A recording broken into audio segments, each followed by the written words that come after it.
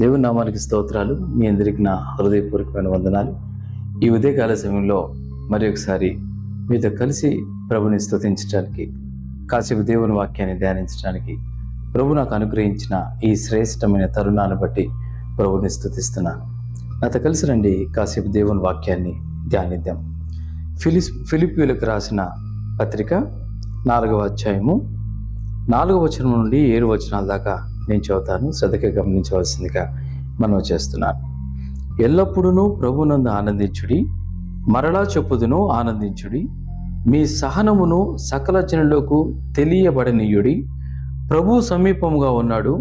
దేనిని గూర్చియు చింతపడకుడి గాని ప్రతి విషయంలోనూ ప్రార్థన విజ్ఞాపనముల చేత కృతజ్ఞతాపూర్వకముగా మీ విన్నపములు దేవునికి తెలియజేయుడి. అప్పుడు సమస్త జ్ఞానమునకు మించిన దేవుని సమాధానము యేసుక్రీస్తు వలన మీ హృదయములకును మీ తలంపులకును కావలి ఉండును.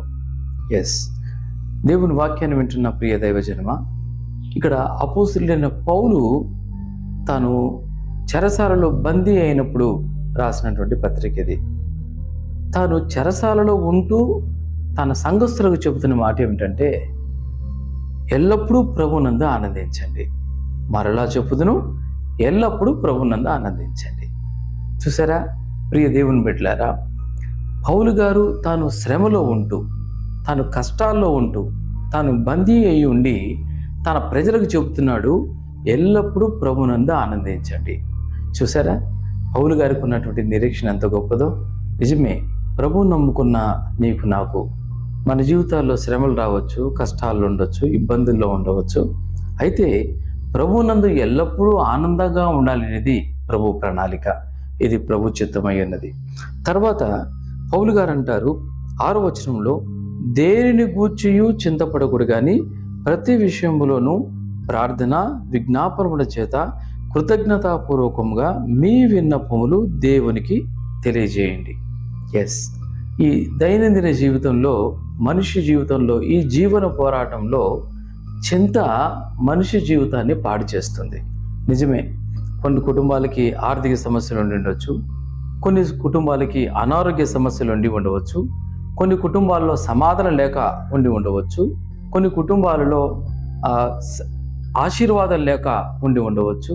అయితే ఈ పరిస్థితులన్నిటిని బట్టి వారి మనసులో చింత ఏలుబడి చేస్తూ ఉంటుంది. నిజమే, ఒక సామెత ఉంది ఈ లోకంలో, చితి మనిషి శరీరాన్ని కాలిస్తే చింత మనసుని కాలుస్తుందంట. నిజమేనండి, ఇంగ్లీష్లో యాంగ్జియస్ అని అంటారు. నిజమే, ఈ యాంగ్జైటీ వల్ల, చింత చేయటం వల్ల మన జీవితంలో సమాధానం ఉండదు, సంతోషం ఉండదు, అనారోగ్యం పాలైపోతాం, నెమ్మది లేనితనాన్ని ఏలుబడి చేస్తూ ఉంటాం. నిజమే, ఈ ఉదయకాల సమయంలో మీ హృదయంలో ఉన్న సమాధానాన్ని చెడగొట్టే చింత ఏదైనదో ఒకసారి ఆలోచన చేయండి. ఒకవేళ ఆర్థిక ఇబ్బందులా, ఒకవేళ అనారోగ్యాల, ఒకవేళ పిల్లల భవిష్యత్తు, ఒకవేళ కుటుంబాన్ని గురించిన చింత, ఒకవేళ ఏ ఇబ్బందులతో నువ్వు చింతిస్తున్నావో ఒకసారి ఆలోచన చేయండి. దేవుని వాక్యం చెబుతుంది, మనం చింత చేయటం ద్వారా మన ఎత్తును మూర పెంచుకోలేము. మన చింత చేయటం ద్వారా కూషి దేశస్థుడు తన రంగును మార్చుకోలేడు. మరి ఏం చేయాలి? మనం చింతించడం ద్వారా మన సమస్యలు తీరుతాయి అని అంటే అందరూ చింత చేస్తూనే ఉంటారు. కాబట్టి చింత చేయటం ద్వారా మన సమస్యలు తీరవు. చింత చేయటం ద్వారా రోగాలు బాగావు. చింత చేయటం ద్వారా ఇబ్బందుల నుంచి బయటికి రాలేము. చింత చేయటం ద్వారా ఆర్థిక ఇబ్బందుల నుంచి తొలగిపోలేవు. చింత చేయటం ద్వారా కుటుంబాలు కట్టబడవు. మరి ఏం చేయాలి? మన జీవితంలో ఒక సమస్య వచ్చినప్పుడు సహజంగా మానవ హృదయము చింత చేయటం ప్రారంభిస్తూ ఉంటుంది. నిజమేనండి. అయితే దేవుని వాక్యం చెబుతుంది, ఈ చింతను పోగొట్టే ఒక శ్రేష్టమైన ఆలోచనను దేవుని వాక్యం మన ముందు ఉంచుతుంది. ఏం చేయాలి? చింత చేయకుండా మనం ఏం చేయాలి? మనిషి జీవితంలో ఉన్న ఈ చింతను తొలగించుకోవడానికి మానవుడు ఏం చేయాలి? 3 విషయాలు చేయాలి. ఏంటి ఆ 3 విషయాలంటే, వాక్యం చెబుతుంది అక్కడ, ప్రార్థన విజ్ఞాపనముల చేత కృతజ్ఞతాపూర్వకంగా మీ విన్నపములు దేవునికి తెలియచేయండి. మొదటిది ప్రార్థించాలి, రెండవది విజ్ఞాపన చేయాలి, మూడవది కృతజ్ఞతాస్తుతులు చెల్లించాలి. ఈ 3 పనులు చేయటం ద్వారా చింత తొలగిపోతుంది అని దేవుని వాక్యం చెబుతుంది. నిజమేనండి. చాలా సందర్భాలలో సమస్య మన జీవితంలో ప్రారంభమైన వెంటనే చింత ప్రారంభమవుతుంటుంది. అందుకే మనం చేయవలసిన పని ఏమిటంటే ఆ చింత నుంచి విడుదల పొందడం కోసం ప్రార్థన చేయాలి. ఎస్, ఏ సమస్య చేత నువ్వు బాధపడుతున్నా, ఏ ఇబ్బందితో నువ్వు బాధపడుతున్నా, ప్రార్థన చేయటం అలవాటు చేసుకో. మోకరించు, దేవుని సన్నిధిలో నీ చింత యావత్తును ఆయనకి తెలియజేయండి. అప్పుడు నీ జీవితంలో ఉన్న సమస్యల్ని ప్రభువు పరిష్కరిస్తాడు. మనుషులకు చెప్పడం ద్వారా సమస్యలు తొలగిపోవు, బంధువులకు స్నేహితులకు చెప్పడం ద్వారా సమస్యలు తొలగిపోవు. అయితే దేవుడికి చెప్పడం ద్వారా నీ సమస్యకు పరిష్కారం లభిస్తుంది. ఈ ఉదయకాల సమయంలో చింతను తీర్చగలిగిన దేవుడు చెబుతున్నాడు, నువ్వు ప్రార్థన చేయాలి. ప్రార్థన ద్వారా నువ్వు దేవుడితో చెబితే దేవుడు నీకు సహాయం చేస్తాడు. రెండవదిగా వాక్యం చెబుతుంది విజ్ఞాపన చేయాలి. ఎస్, ప్రార్థన చేయటం it is a general word to pray. అలాగే సప్లికేషన్, విజ్ఞాపన చేయటం అంటే సప్లికేషన్ అని అంటారు. నిజమే, ఇతరుల విషయాన్ని గురించి దేవుని సన్నిధిలో నువ్వు విజ్ఞాపన చేస్తూ ఉన్నప్పుడు, ఇతరుల ఇబ్బందుల గురించి, ఇతరుల సమస్యల గురించి, ఇతరుల కష్టాల గురించి దేవుని సన్నిధిలో నువ్వు చెబుతూ ఉన్నప్పుడు దాన్ని అంటారు విజ్ఞాపన చేయటం. ఎస్, నువ్వు విజ్ఞాపన చేస్తే చింత తీర్చగలిగిన దేవుడు నీకు సహాయం చేయడానికి సిద్ధంగా ఉన్నాడు. మూడవదిగా కృతజ్ఞతాపూర్వకంగా ఆయనకు తెలియజేయాలి. నిజమేనండి, కృతజ్ఞత 2 విషయాల కోసం చెల్లించాలి. ఒకటి, ఇప్పటికే దేవుడు మన జీవితంలో చేసిన కార్యముల కొరకు స్తుతించాలి. అలాగే ఇక మీదట దేవుడు చేయబోతున్న కార్యాల కొరకు కూడా దేవుణ్ణి స్తుతించాలి. దీన్ని కృతజ్ఞత చెల్లించడం అని అంటారు. నిజమేనండి, స్తుతి మన స్థితిని మార్చివేస్తుంది అని దేవుని వాక్యం చెబుతుంది. నిజమే కదా. కాబట్టి దేవుడు మన జీవితంలో ఏ ఏ సమస్యల విషయమే జోక్యం చేసుకోవాలి అని మనం కోరుకుంటున్నామో వాటి గురించి దేవుని సన్నిధిలో నువ్వు స్తుతిస్తున్నప్పుడు, కృతజ్ఞతాస్తుతులు చెల్లిస్తున్నప్పుడు దేవుడు నిశ్చయంగా నీ జీవితంలో జోక్యం చేసుకుంటాడు. ఆమేన్. దేవుని వాక్యాన్ని వింటున్న ప్రియ దేవుని బిడ్డలారా, చింత చేయకుండా నువ్వు చేయవలసిన 3 పనులు: ఒకటి ప్రార్థన, రెండోది విజ్ఞాపన, మూడోది కృతజ్ఞత పూర్వకంగా దేవుడికి తెలియజేయడం. అలా చేస్తే ఏం జరుగుతుంది? వాక్యం చెబుతుంది 7వ వచనం, అప్పుడు సమస్త జ్ఞానానికి మించిన దేవుని సమాధానము యేసుక్రీస్తు వలన మీ హృదయములకును తలంపులకును కావలి ఉంటుంది.